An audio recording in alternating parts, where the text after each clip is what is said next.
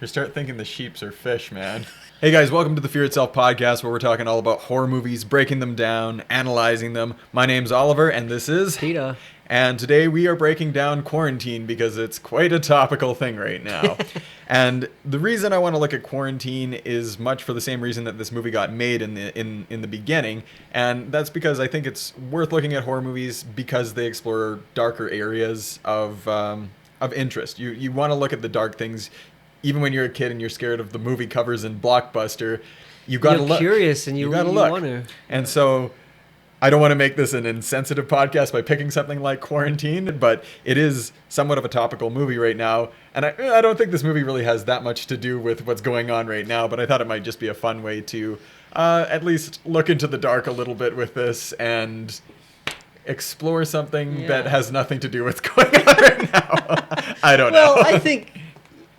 the current situation, sure, we can talk about it. Most people, I think, find the humor in what's going on, all the GIFs and memes out there. They're all making light of the situation. Yeah, you always... in dark times... dark humor. Yeah. And so, I mean, not that this is a really humorous movie. It's actually quite joyless. For many reasons. But at the same time, I think that's what horror movies have always done really well. Like when you have... when there was the Vietnam War going on, you had things like the Texas Chainsaw Massacre. It's also a remake, eh? It was a Spanish film. Wreck.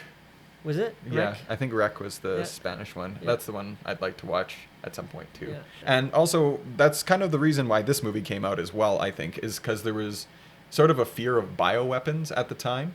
And I think even now that's still pervasive. 2008 or... Yeah, so we're going to use a different timeline for this. We're going to use the Saw timeline because during the 2000s stretch, you can basically tell the time by what Saw movie we were on. And at this point, we're on Saw 5, which is actually the second Saw movie I watched. Right.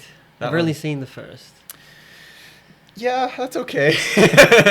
I think you could stop there if you really wanted to. Which is why I did. You could also get into the soap opera drama of Saw and just enjoy watching people get horribly dismembered. Or you could watch Quarantine for a second time. How would you feel about that? This is actually my third time.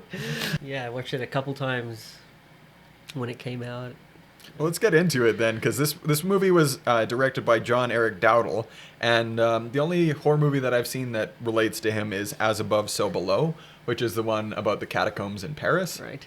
So I watched that one, and this one, there's a lot of, I would say, overlap between those two, just in terms of the style and everything like that, the lighting and everything. So I think it's actually, both of them are not horrible, but they're not amazing.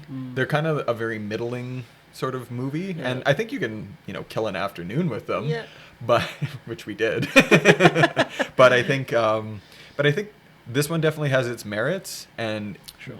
But given where it came out in terms of Paranormal Activity being so much better than it in terms of found footage, this one falls short in a lot of ways. Yeah. Because you said before we started that you didn't like this, or that was a bad movie. Well, it's my third time watching it. Something's good.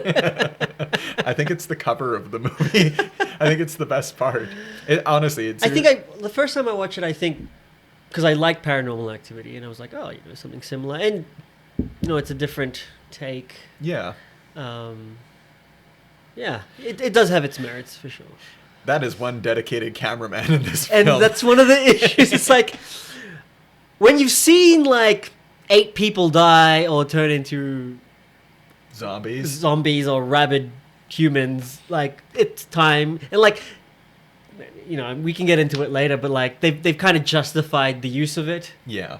Towards the end. I mean, you have to set that up somehow with a found footage film. So they set it up in this case by having a news team. So you have the reporter Angela Vidal, and then Scott, the most dedicated cameraman seriously and it is one strong lens too. And so you get into it, and they're just doing news broadcasting. They're going through a fire department. They're spending a night with the fire department and getting to know them and getting the flirt on with the firefighters. Yeah, so it's filmed documentary style, right? Yeah, so it's kind of like a day in the life of a firefighter. And it's I actually was excited because I thought it was like, oh, does this take place in a fire station? Because I think I've seen this movie at some point too, or maybe just like highlights or parts of it. Because like I remember the firefighting element to it. Like I remember there's firefighters in it. I was like, oh, does this take place in a fire station? That's kind of a cool angle. It doesn't, unfortunately, because I was hoping to like escape zombies by going down the fireball. I was like, sweet. Like drop into them. Oh yeah, there you go. Yeah, I guess. But I thought it would kind of take that element, but the fire team and everybody gets called to an emergency in an apartment Which building. gives, like, it's, yeah. This is going to be the setting. Exactly, and it gives them an excuse to Yeah, be part of the action, right? Exactly. And I know you have to set up a found footage in some type of way, and I guess this is a way of doing it, and I don't think it's not horrible. It's not the worst. It introduces characters. It introduces the first responders and why they're going. Is it bad that my favorite character is Scott, the cameraman? No, because he's mine. Mine's the drunk guy. He's the only smart one. My favorite was the landlord. Sure, Yuri. You know who else he is? What else he's in? Snatch. Yeah, he's Boris the Bullet Dodger. So there was actually a pretty good cast in this because you have Jennifer Carpenter playing the lead role, and she's obviously in Dexter. And she was also in The Exorcism of Emily Rose. I don't know if I'm missing any other ones. I think I wrote Dr. them down. Karasik. She's in White Chicks. But I think this film mainly captured everybody's imagination because of the green cover to it and the woman on it. And I think it's pretty iconic. I think they did a really good job with capturing that. And so like I thought also that it might be all in that black and white sort of camera. I'm really glad that it wasn't. But it's a little bit of a dark movie, so it's kind of hard to see what's going on sometimes. And that would be like a little nauseating at certain points. Yeah. And so it has to be that way because it's found footage. I mean, does it have to be that way? I mean, the Paranormal Activity guy, he had his tripod, and we're all thankful for the tripod. But at least this one, like, it's a news camera, so it's like it's not so. And even with shaky. the certain parts where it was like, as a whole, it didn't make it unwatchable. No, it's very watchable. And so they get into the apartment, and they get called into Miss Espinosa's apartment with the fireman Jake and Fletcher. Yeah, let's go through the characters here. So we have Angela Vidal, our lead. We have Scott, our dedicated cameraman.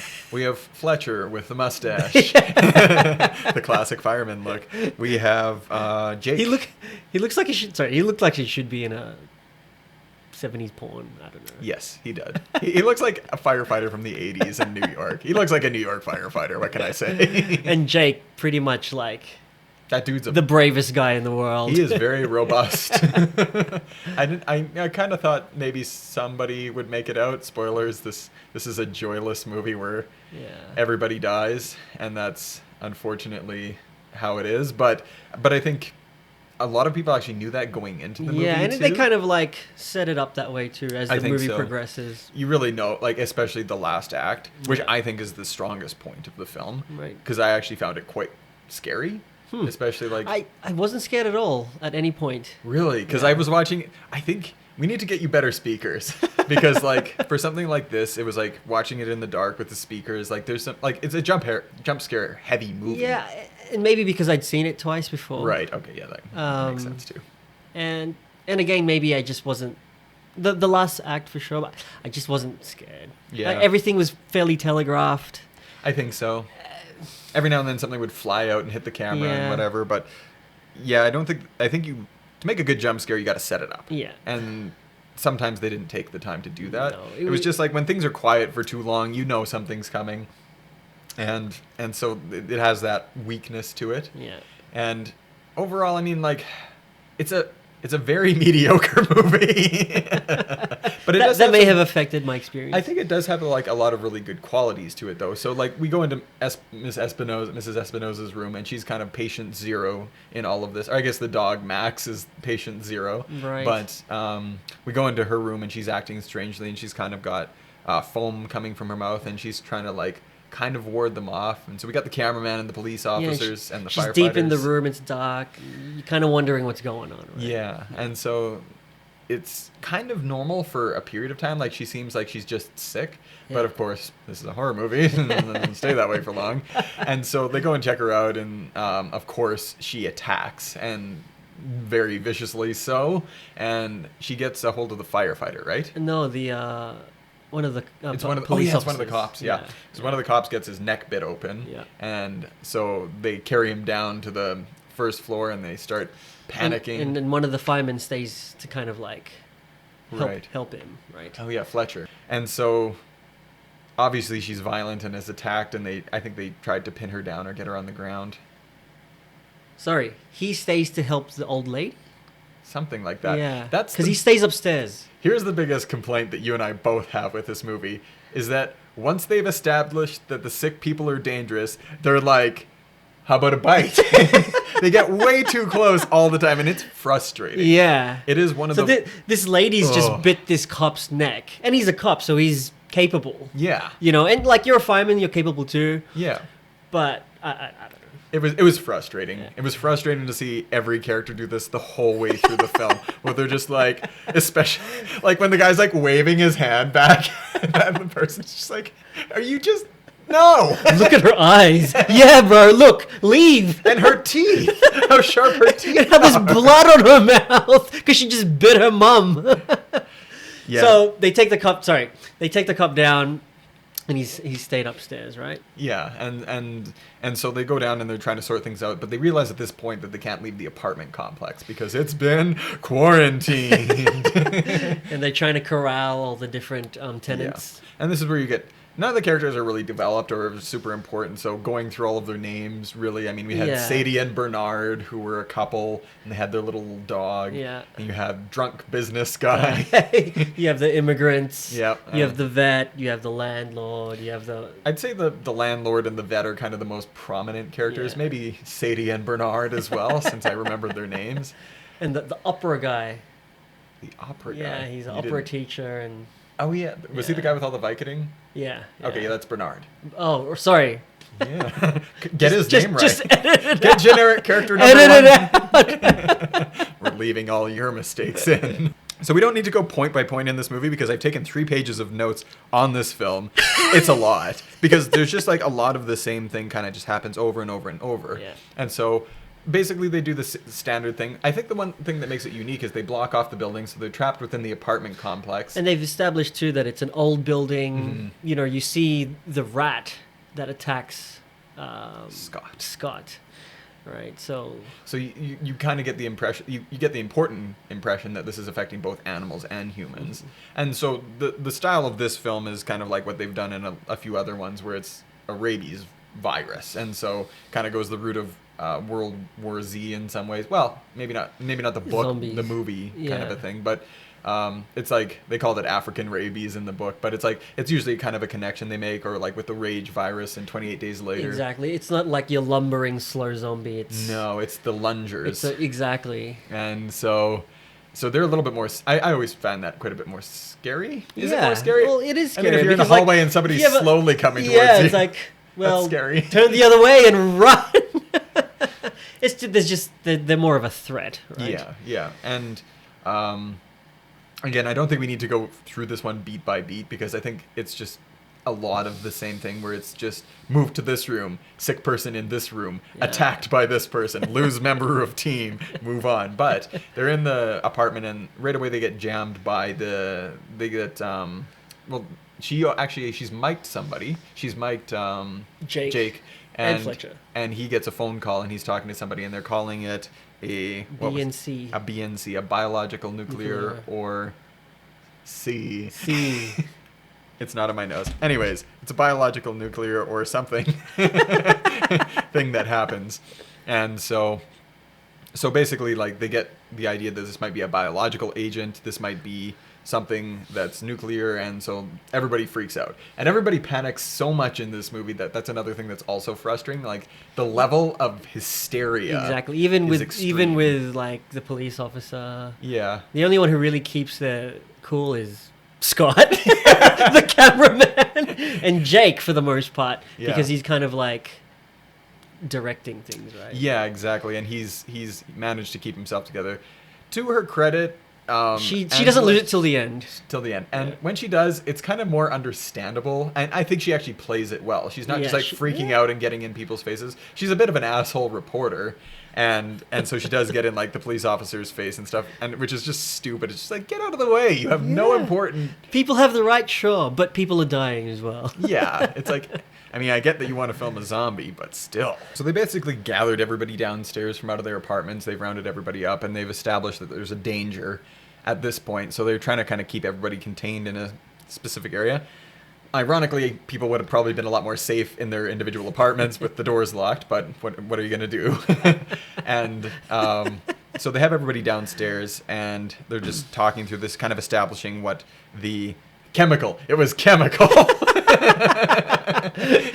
chemical problem was biological, nuclear, and chemical. That's what it was. God. And so at this point, they're trying to sort out what to do. They realize that they're being shut in as well, and that the CDC is coming to sort them out. Yeah. The CDC's got a lot of teeth. I don't think that's the CDC, but well, it's probably all the government agencies. They put the plastic on the whole building. Yeah. There's like SWAT outside the windows. Yeah, and they're trying to like protect, save their damaged people because there's somebody who got bitten, and then that's the police officer. So they're trying to save him, and right at that point, Fletcher falls from 4 stories up and he hits the ground, and that's actually a pretty good jump scare where like the fireman just falls and just like crushes himself on the ground.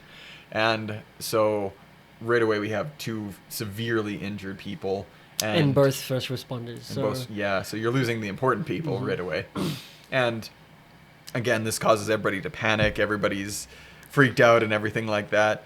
And for some weird reason, they decide to go up again to the room to see Miss Espinosa, because like I get that like he just fell from that area, but it's like you're going right up to the danger zone again, and it's Scott the cameraman and Angela, so it's a little bit again frustrating because the intelligence of the characters in this movie is just not there. No, and there's no real development of which characters. is why you can't. I found it hard to empathize with the situation. It's like, well, you did that. That's why, Yeah. And you like.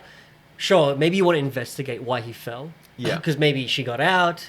Maybe she's and loose. You need to like tie her up. I don't know, because like the cop went with him as well. Like, yeah, it's like you're just watching this movie and it plays out like a stupid horror movie in a lot of ways. You're just like, everybody go into a room, shut the door, lock it, and put some furniture against that thing. And then even when they were trying to gather everyone, it's like, oh, this lady's sick. Like, leave her there. Don't two of you touch her. Don't let her in the room. Wait, sorry. There was one point where they put on gloves. Yes. That was their one safety measure, was the gloves. Good Lord.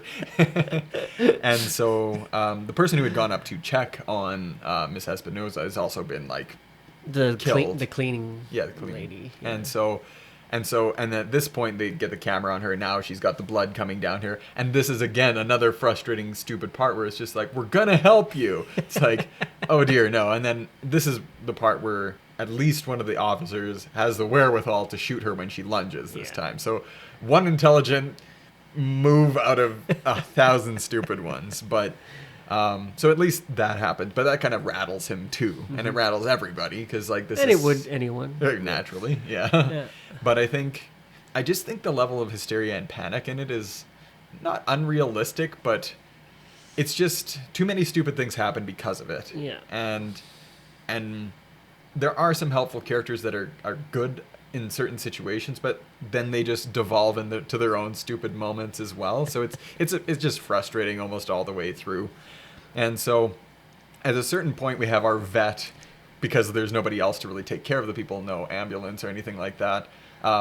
So, I mean, the firefighters would be the ones helping people because they're first responders, they're medically trained, as they established earlier on. But they don't use Jake to help people, they use the vet instead. So, okay, sure, why not?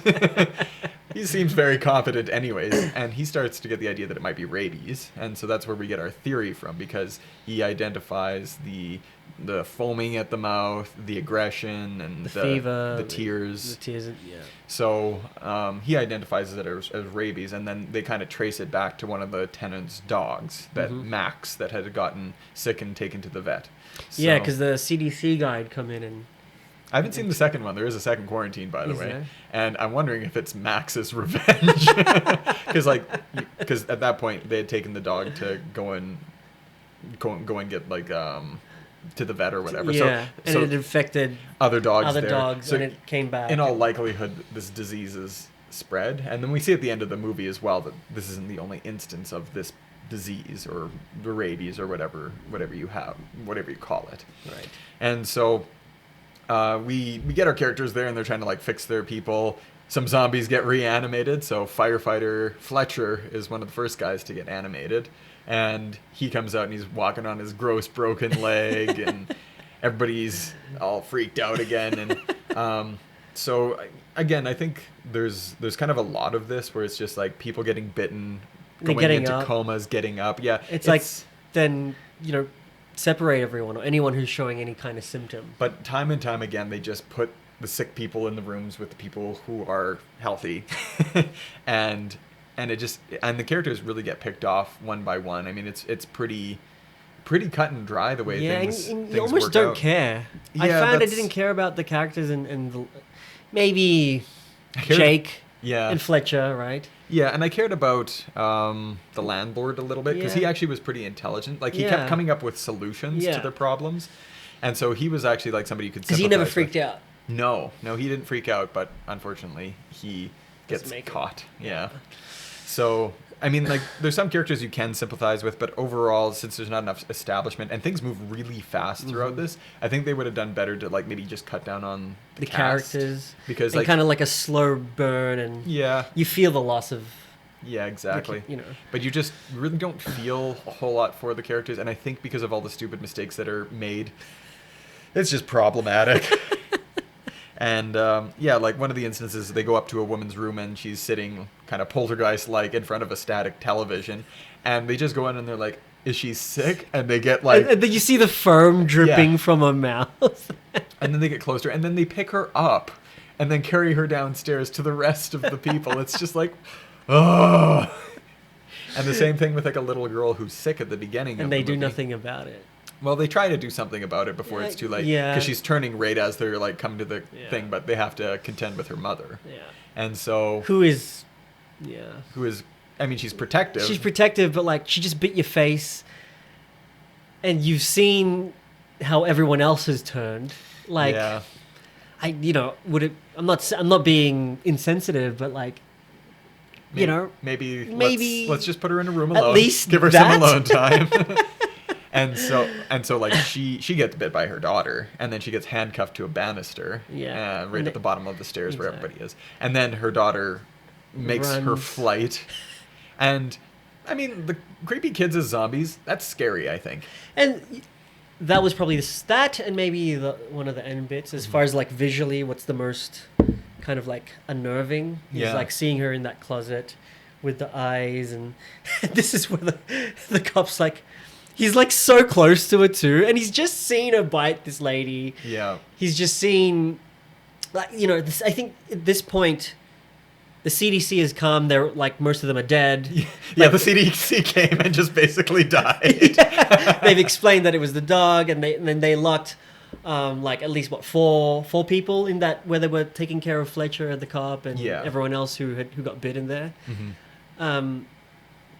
So if I'm this officer and I've seen this little girl bite her mum's face off almost, run upstairs, and you see her in this closet looking the way she is, you're not gonna like get like 2 feet from her and like You're not gonna get in there and lick her eyeball. or yeah, and anything. like, he he's was- also like surprised. It's like, ooh, look at her eyes. Like, yeah, motherfucker. Look at her eyes, like all those other people's eyes. And then he turns his neck, and then he's dead. And you then know? he says, "Bite me," and she obliges. So there's too much stuff like that. You know what's funny? So that girl, the girl who plays that young one, she's in the latest. I think the actress's name is Joey King. Right? Yeah, And I thought she's in Slender Man, right. which is a terrible movie. So I like Slender Man, like the concept. concept. So at least there's like some people who went on to do other And worse Dr. movies. The vet, Dr. Karasik? Yeah. He was actually a good character. The vet was a good character. He was a smart, sensible character. Yeah, and he actually came up with good solutions. And unfortunately, he got stuck. Yeah. When He got locked in by the CDC guys who were just like, just leave them. It's Yeah. like, but our one useful character was in there. And then after this, it's like they're going around in a group, and it's a rushed panic group, and they're taking sick people with them too again. And then they're moving around stupidly, and then they get the idea to cut a hole in the outside of the building. And then they've established earlier that there's people outside with guns pointed at the building waiting for them to come out and take them out. And so immediately once he cuts a hole in the side of the building and like He the gets shot. plasti wrap, he gets shot. And then they get attacked again by somebody who was sick in the room. And then Sadie had Well, they didn't know... Sadie, she lied about being bitten. Yeah. And the CDC guy didn't say he was... Like, because he kind of ran upstairs and was hiding in a closet. Right. And, like, they didn't know. But they all got trapped in there. But the thing he is... turns, Sadie turns. Yeah. And I guess we missed one, like, drunk business guy gets attacked in an elevator by somebody's dog. Yeah. And again, it's just kind of calling back to that whole rabies And he thing. was the only one who's like, yeah.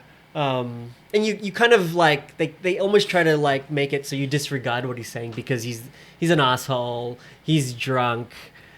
But he's like, everyone's sick or whatever. I'm going to go back to my apartment. Yeah, I'm going to go back to my room, which we all should have done. And it's funny because, like, they try and make he does that. They make it sound like the dumb solution. They try to make him stay, but then Angela, Scott, Sadie, and Bernard actually do what he tries to do and leave. Yeah. But he ends up leaving too and saves them by being a different target for this rabid dog. Yeah. So it's just like, stay together, but no, we're not going to stay together. And everyone's going to die. And so basically, from here, everyone dies. Can I just talk about Scott? Like, we've talked about Scott, and, like, I think it's the lady that was sick. Oh, yeah. And, like, she turns, and, like, she starts attacking. Best kill of the movie. And he's just, like, I don't know how he's holding this camera, whether it's still on his... Because it's 2008, right? Yeah. So whether it's still on his shoulder, but he must just be, like, using it like a ram. Yeah. But it's still probably on his shoulder like he's filming, because he's just kind of like, boom, boom. No, Peter, what you don't understand is that Scott is such a good cameraman that this movement It's is so natural. He knows how to, like, dip pan on things and just get those angles. And so we had the angle on this movie. And just... Yeah, so the best kill of the movie comes in this point where, like, somebody gets killed, like, beaten to death by the camera. What is that lens made of? If we used one of our, like, lenses, it would have been broken. The A6000 just smashed. He's using this thing like a sledgehammer. It's a cool kill, though. I will give it that, where there's, like, blood smeared on the lens. And, like, it's like... And, you actually see him deal with what he's done. Like, he's kind of like... He puts it down. It's one of the first times you kind of see him put it down. And this is why Scott's the best character. And he's wiping the blood off. And one of the better scenes too, you kind of see, like, someone walk past behind him. Yeah, up on the second level of that the wealthier person's apartment. Yeah. But it's a moment where, like, there needed to be more pauses like this. Yeah. And less panic all the time, because there's no real pauses, and so it's just like it's all the way through. It's just too much. Yeah, I think maybe what they were trying to do is, like, keep you on the edge the whole time. Like, it's kind of like there's never a moment to take a breath, but it makes the pace of the film, like, it's just like getting bombarded for too long, and so it's like a Michael Bay film. Yeah, but in horror. Actually, it is. It's like watching robots. It's like, okay, this is happening now, and now this is happening, and now because this is what we're showing you, and now everyone's dead. Cut. It's a masterpiece. It's a fucking masterpiece. What were they doing with the Teenage Mutant Ninja Turtle? But so, like we've broken this movie up into, and it sounds jumbled. It is because a bit jumbled, and there's a lot of just moving around, and that's another problem too. Is it's just like all in the same place where everything looks the same. Yeah. The one distinctive part is either the attic or Mrs. Espinosa's room, or maybe like the bottom floor. So there is some variation in the scenes, but it's pretty overwhelming to just be in this. Because, like, yeah, they change room, but, like, it doesn't change the atmosphere. You know, like they're going somewhere else, but you might as well have been in the same room. Exactly. Like, and so it's just, at this point, so many people have been turned that there's a lot more like zombies wandering around as well. So it's even more dangerous. And, you know, we lose all of our. Well, everyone's turned now. Like, by the time they get trapped in that room with Sadie and she turns and Bernard gets shot because he tried to escape. Like, he tried to, escape out the window. The only people left is Scott, Angela, and Jake. Yeah. Right? There's also, what we didn't say is, they did try to, like, list who lived in which units. Right. And they mentioned someone who lived in the attic. Right. Yeah, they alluded to that. And you haven't seen him. For you months. Don't see him till... Yeah, the landlord had mentioned, Yuri, Yeah. had mentioned he hadn't seen him for months. Because they have to go down to get keys from Yuri's mailbox, and they have to go up to his apartment to go and collect these keys so that they could get access to the sewers. Because that was Yuri's plan. Brilliant Yuri, with all of his like good little escape plans or like ideas, like maybe we can go up to the ledge and drop down onto the next apartment. So they were gonna make a Hail Mary run from that room, and and this is where like you get the kind of the full scope of all the zombies. I think the person who ended up getting the most brutal death in this film was the woman who was earlier handcuffed, the mother who was earlier handcuffed to the banister, because she's obviously in place. And when they all run, when they left all their zombies, rabid human, whatever you want to call them, left in that room, they all break out from this like roller door, but she's handcuffed, everyone blitzes, and she gets left behind, and you just see it's a brutal kill for sure. Yeah. You don't see it, but you can just like, she's gone. She's gone. But she also like wakes up. So like I'm not clear whether you have to die or can you rise again. I think the idea was that it's like a sickness that like takes time to develop in your body. But if she died, because she got up. Or maybe she didn't die. Maybe the bite just infects you so fast that maybe she didn't die. Maybe she just got really sick. So Right. I don't know if any of these characters necessarily died before they returned. Well, they drill Fletcher's head. Yeah. And they eventually kill Mrs. Espinosa and the sickly. They're all sick. Yeah. And they never get up again. But No, and they also shoot them in the chest. Oh, sorry, as well. Miss Espinosa. So like. So they don't necessarily. Maybe she didn't. It's not standard zombie. Yeah, maybe logic. the mother didn't die. Yeah. Right. So. She's just out. Yeah, so they end up like with our last three characters making their final stand. So we've got Angela, Jake, and Scott, and this is also frustrating because they're supposed to go down to the sewers, right? And there's so many zombies that they just panic again, run back up the stairs and into the attic. So you're just like, don't go upstairs, like standard slasher, don't do it kind of a thing. I mean, it's the last place they can really go, so forgivable. And we lose Jake here too. This is frustrating too. And Yuri gets him. Like.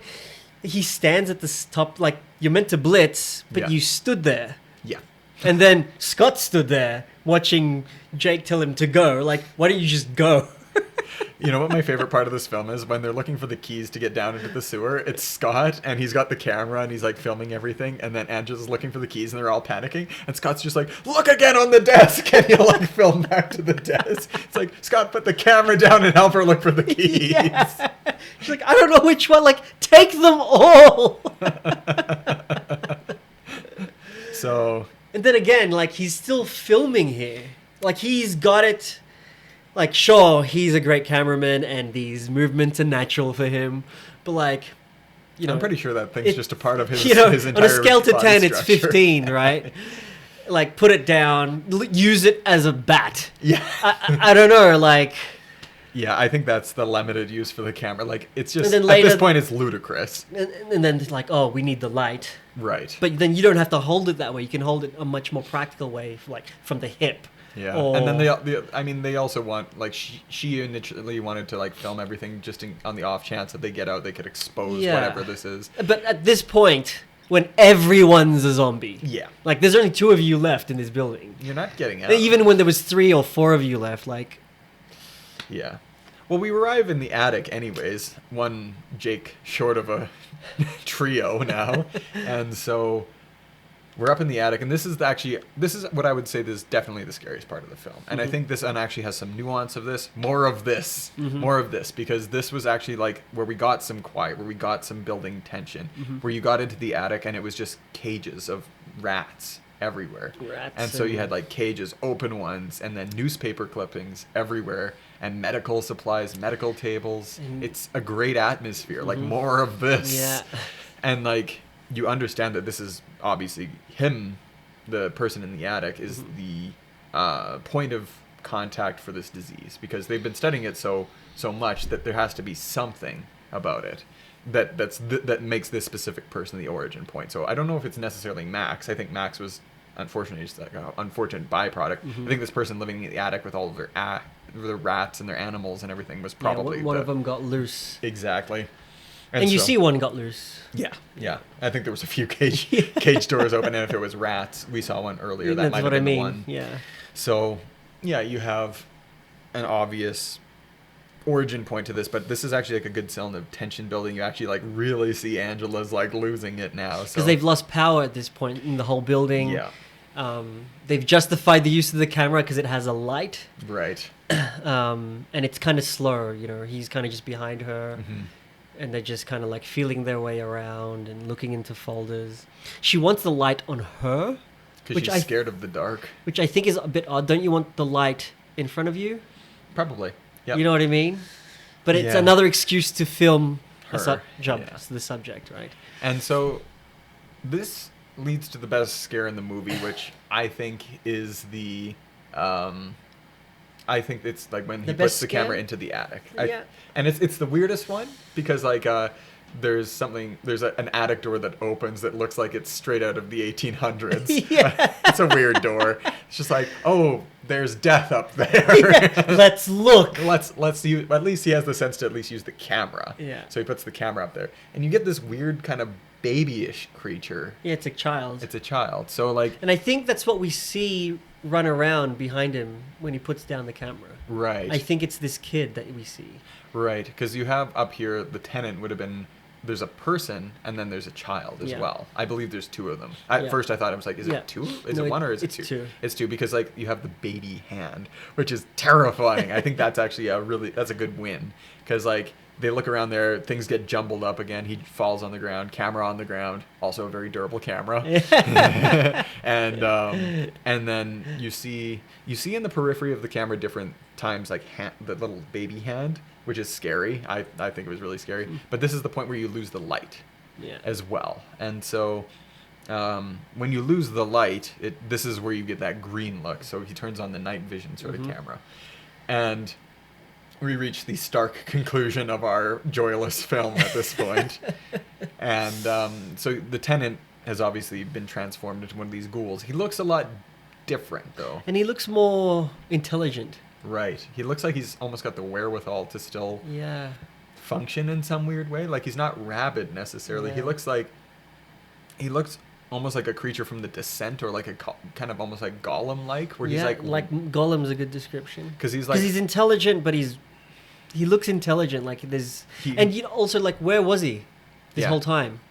Where and they like not even just like sure the whole building, but like they've been in this room for a while. yeah. And if he I isn't, wonder if he dropped out of the attic and that was the reason that trap door fell no, but you open. see it open and nothing fall out. Right. Maybe he came out a couple seconds after when he didn't have the angle. No, Scott would have caught that. He's Yeah, Scott's not that incompetent, and he's a cameraman. He would have noticed. Scott's the guy who filmed Usain Bolt run the 100-meter dash. He was the side cam guy. And the record breaker is Scott? Damn. Scott's camera. And so But he does look cool, Yeah. and you know, it's dark. You kind of see him over Angela's shoulder, right. and like they both noticed, and they're kind of just standing there because like he can't see them, Right. So they're trying to maintain silence. and he's just kind of rummaging around. And you're right, there is some tension here, and I Yeah. felt it too at this point. And then he makes noise, and then we lose our favorite character in the world, Scott. Yeah. Rest in peace, cameraman Scott. and then it's basically just Angela groping around in the dark, and This is the scene that's on the cover. this is like the last shot of this movie is on the cover, which is I think it was a great choice. I think it's a really good cover. I think if you're gonna pull a scene from this that sums that it all one. up. But I think this is also it also then gives it away Yeah. because it's like at some point she's getting dragged into the darkness, and And that's and the that's last the scene. last scene. Good final scene, and I think that's why I think like the final act in the attic is really good. More of that would have been And, excellent. Because tension yeah. building silences, there's just not enough of And it. There's even too before that, much. like the dash, there was something to be said about it, Mhm. but it didn't build up to it. Like there was all these like semi ones that they Yeah. had There was just that too they much just moving didn't hit the around mark, and so no. like when it finally did like Yeah. hit the fan, like it didn't have the same effect. Yeah, no, I think it could have done a lot of the things it chose to do a lot better. I think she was a good actress. Mhm. She played her part well. Yeah, she Scott played his part. Damn, Jake, Scott. Jake. you know, Like, Jake is a bit vanilla, but he played his part. I don't think anybody played. I don't think this was poorly acted at all. I think that It's how they were written. I think it was just the storyboarding of it was like it. Like even when we're discussing the plot, we could have put it in any order, which we did, and it's still And you still get is the about gist the of it. same thing. You get the Yeah. gist of it. It's like contagion, sick people, all stuck in a place. zombie stuff ensues, evolves. and we've seen it all before. It was a good take on the found footage genre, I think. Like I'll give it credit. What was the first? Like Blair Witch? Blair Witch is probably the first one, and Or I the think one the that one that put it on really the map. kicked it off at this time was probably Paranormal. Yeah. And I mean, you had Cloverfield. I think Mhm. that was that 2005, 4. I don't know when it was. It might have been around the same time. My Cloverfield. phone just died. so Yeah, I about can't the check. same time. I remember watching that I in loved the Cloverfield. cinema. It was one of my favorites. I seen say it. cinema because I'm Australian, but It's because you're broken. Theater. It is a theater. the movies. Well, how did you rate this film? And What are just we for- rating out of? Like for 7. It was 7. 7. And this means the only reason we rate it 7 is because rating out of 10, you can give it a safe 7 sometimes. With 4, we're not professional film critics, so we don't give ourselves the credit of being that, so we're somewhere in the middle. So 7. I'm giving it a 3. I'd say it's at least a 4. I think it's on the better side of bad, and I think it does a lot of things interestingly, and I think because of the final act, I think can it's- respect some of the shots and some of the like scenes, like you know, Yeah. again, there's last scenes. I think the complete I lack just- of plot was that a and like problem. it was just I liked what they did at the end, Mm-hmm. and again, you know, like there's certain shots where you know with Mrs. Espinosa deep in the room, it's dark and you're all at the door. Yeah. That's cool. You know, you're looking into this. Yeah, I You're think looking into like there's just too much like horror movie stupidity, right? Where it's like you can't. You're like, well, you kind of deserve that, you know, like. police officer. I just couldn't. I think that when was he's when like- I just gave up mentally. Yeah. And again, I'd seen this before, but I just didn't feel that much watching it. Yeah, I think it's. I appreciated some of its camera work. Yeah. I think it's not the other, worst. Other than film. that, I think it's not the worst film ever made. I think it's quite middling, where it's like you could watch this, but you could watch it once and get everything you ever want out of it. I don't think it has too many scares. I think they're mostly all at the end. I think there's some jump scares. Fletcher dropping, and that's Fletcher dropping that's was less good. horror. Yeah. It's pretty horrible. Yeah. And then like where he gets up At later the and his end. hair is all gory and stuff. Like it's definitely a horror movie. Yeah. And but yeah, I think because of all the paranormal activity that occurred before this, it's just not of the same caliber, and because of all the bad tropes that it just falls flat on its face for. I think there's other ones that do this well. I think, you know, obviously I should have mentioned Wreck at some point, but We have now. yeah, right at the end. Perfect. Nailed it. But yeah, I think there was Wreck, which was the good one, and then I think there was what was the other one? Grave Encounters was another one. Right. So they had like that was like a Ghost Hunter style sort of one. So there was other ones around the time they were all doing this, and it was like the found footage genre was quite big at this time, but I think this one is at the bottom of the list for sure. Was Blair Witch any better? The first time, I think if you watched it at the time and you watch it through that You've lens, never seen it. I think It's kind of boring. Yeah, it's a little boring, but it's like, but for the time, like it's actually a good film, Yeah. like because it's groundbreaking. Yeah, yeah. And then obviously in what the it same way inspired that afterwards. like Wicker Man was and things like Exactly. Another good weird one. So that was Quarantine, and as we're doing this, we just hope that you're all doing good at home too. If you're listening to it, we both are currently jobless because we got laid off. So that's unfortunate, but we get to make podcasts about quarantine. We get to watch bad movies. So yeah, I think this one, kill an afternoon with it if you want to, but I think it's one you could skip in favor of better other ones. Yeah. And yeah, that was Quarantine 2008. Stay safe at your homes, have fun watching some movies, and we'll catch you on the next podcast. Thanks for watching or listening. One of Bye. those things.